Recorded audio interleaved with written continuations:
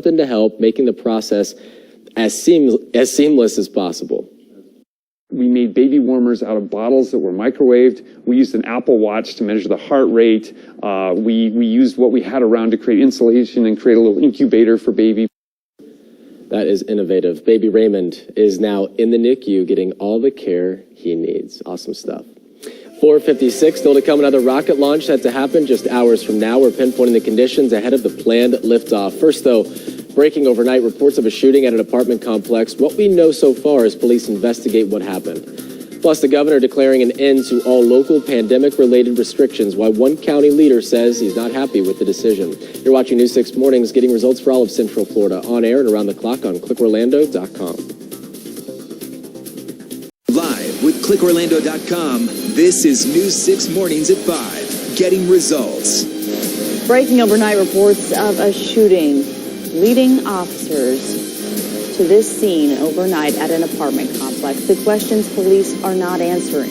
Plus, the governor's new order putting an end to local restrictions brought on by the pandemic. Reaction from local leaders to the changes. And new places to get the coronavirus vaccine. We're live with the walk-up locations opening today. All is part of a new strategy to give out more doses. Good morning to you on this Tuesday, Central Florida. The time now 5 a.m. I'm Justin Warmoth. I'm Kirstin O'Connor. Thanks for waking up with us. I'm Bridgett Ellison. True Perceive will have a look at the roads in a moment. We begin with meteorologist Troy Bridges and your pinpoint accurate forecast. Ooh, that Monday's over with. Can we all just say woohoo? Yes. Woo. Monday is over with, and I am ready for this week to move on by because it's Mother's Day weekend coming up. We got to spend time with Mom, do something special for her. It is going to be hot for the next couple of days, but by Mother's Day, not as hot. As we show you a live view of downtown Orlando with the Orlando Health Cam, we're at 72 degrees, humidity almost at 100%, all because that south wind is working in warm, humid air, and that's going to help to heat us well into the 90s today. We're at 70 in Ocala, 71 at Daytona Beach right now, 76 at Cocoa Beach, 72 in Sanford, and 73 in Kissimmee. Look at these temperatures. Yes, we're getting all the way up to 83 degrees as early as 10 in the morning. That is 3 degrees shy of our average high temperature, and that's coming at 10 a.m. So 91 will be the temperature at 1, and then by 4 p.m. all the way up to 95. We are edging close to some records. Rain chances minimal until we head into the evening hours. We'll take you through that hour by hour straight ahead. But first, let's check on the roads and head over to traffic safety expert Stephen Montiero. Trooper Steve's Pinpoint Traffic Report is brought to you by Napleton Automotive. Thanks, Troy. Right now, they just reopened all eastbound lanes of I-4 over by Sand Lake Kirkman area. You were shut down here eastbound overnight. So as you're traveling through here, you will not have to detour there at the 74-mile marker. They just picked that up maybe 2-3 minutes ago. So as you're traveling through there, just take it nice and easy. There could be crews still on the shoulder. Lane closure still there at eastbound I-4 at Amelia. Westbound, we're not seeing any major lane closures this morning. They have wrapped up fairly early. A few minor things. Westbound overnight, we were closed along 528 at 436. If you're traveling through here, this is now open. Just keep in mind, there are still crews there, so please pay attention. Guys, back to you. Breaking news overnight. We are waiting for answers from Orlando police after a reported shooting overnight in Metro West. Police were called to the Estates at Park Avenue apartments off of Robert Trent Jones Drive just before midnight. We saw several officers on the scene focused on one apartment there. However, Orlando PD not telling us anything at this point about what happened or the extent of any injuries. We are working to get updates about this. As soon as we hear more information, we'll let you know right here. And now to the coronavirus and the governor's sweeping new order putting an end to all local restrictions, including mask mandates. Governor DeSantis saying Florida is no longer under a state of emergency. But not all city and county leaders agree with the move. News 6's Mark Lehman is following the latest live this morning for us. And Mark, this new order affects several local counties. Yeah, Orange County, for instance, just released a multi-tier plan for how restrictions will eventually be lifted. Now a lot of things are in question. It comes as counties across Central Florida are reviewing the order, which came as a surprise to many. Governor DeSantis exercising his executive power on Monday. It came with the signing of an order that overrides local COVID-related emergency orders across Florida. My message is the vaccines protect you. Get vaccinated, and then live your life as if you're protected. You don't have to chafe under restrictions infinitum. The order going into effect immediately and catching local leaders like Orange County Mayor Jerry Demings off guard. It requires active communication between the governor's office and all of the counties and municipalities. And that has not happened in this case. Demings previously wasn't planning to cut mask restrictions until vaccination rates sharply increased. In a statement Monday night, Demings said in part, "I conclude that his actions are part of a larger partisan strategy by the Republican Party to usurp the authority of Democrat-led urban counties and cities across America." DeSantis, however, points to the wide availability of vaccines and the need to lift restrictions. That is an anti-science posture to say that we need all these restrictions even with mass vaccination. Now, it's important to note that this order does not cover businesses, which can still require masks to be worn by employees and customers. Yesterday's announcement was also part of a larger bill adding restrictions to future mandates, and it formally bans vaccine passports. For now, reporting live in Orlando, Mark Lehman, getting results, News 6. All right, Mark, thank you. And the governor's office later clarified that the new executive order does not impact schools. Orange County parents getting this message last night. Once received, the governor's executive order will be reviewed. As of today, no changes have been made to our safety protocols. Education Commissioner Richard Corcoran has called for districts to make face masks optional, but not until the fall. So far, only Volusia County has taken the initial steps to change their policies. The push to get more people vaccinated is leading to big changes in Orange County, with first doses no longer being given out at the convention center. Health officials are opening smaller sites today in hopes of targeting underserved communities. Ezzy Castro is live at the West Orange Recreation Center, and Ezzy, no appointment is needed there. Correct, Justin. So no appointment needed. You can walk up and get your vaccine inside the gymnasium here. And this is just one of 4 locations opening today. Organizers say that they can still hand out up to 1,000 shots a day. The demand is still high within our community.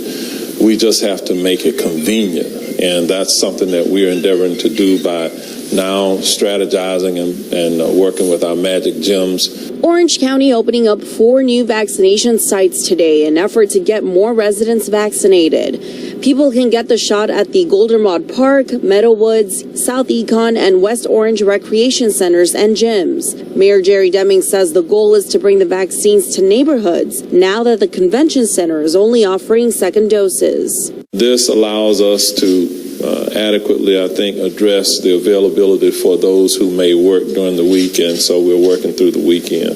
Right now, only 44.5% of those 16 and older have received 1 dose of the vaccine in Orange County. 30.9% are fully vaccinated. And despite opening more sites, leaders stress the demand for vaccines continues to drop. So we have to offer that flexibility so that we can get as many people as possible. Now, there were several vaccination events over the weekend, but less than 200 people showed up. Now, meantime, today, Camping World Stadium will hold a vaccination event, and that starts at 10 a.m.